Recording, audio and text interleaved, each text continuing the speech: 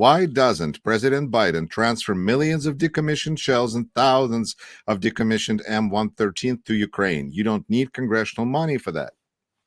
Well, this is that drawdown that I was talking about, where you can take stocks and say, okay, give all that stuff to Ukraine. And I can't explain why they don't do that. Now, I would be in favor of it, but keep in mind, all these vehicles that we hear about all the time, they're just parked collecting dust.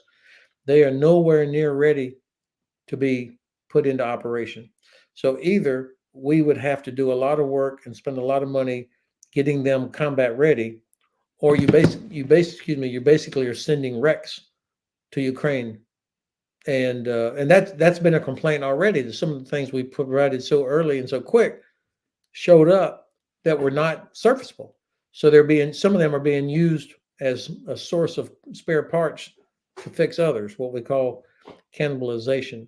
So yes, I do think the president should be sending everything that he could, but it comes back to this strategic prioritization. And while my priority is, what I would want to see is, just like Churchill and Roosevelt back in January 1942 said, defeat Germany first. That was the big strategic decision they made at the Arcadia Conference in Washington, January 1942.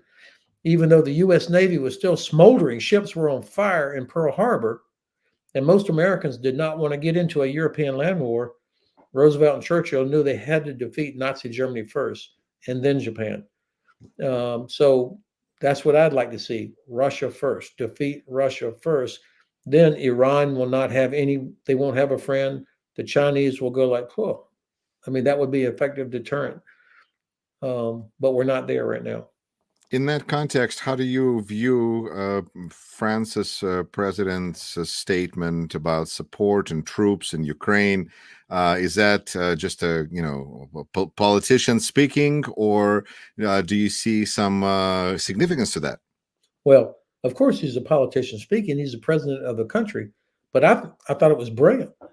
Even if he never intends to send a single French soldier or airman to Ukraine, now the Russians have something else to worry about. Why? I thought it was a mistake when President Biden 2.5 years ago said no U.S. boots on the ground. Now, maybe this was done to facilitate getting everybody on board, or to facilitate getting support inside the U.S. But whenever you tell the enemy you're not going to do something, that makes their problem a little bit easier. So strategically, I thought it was brilliant that President Macron did that.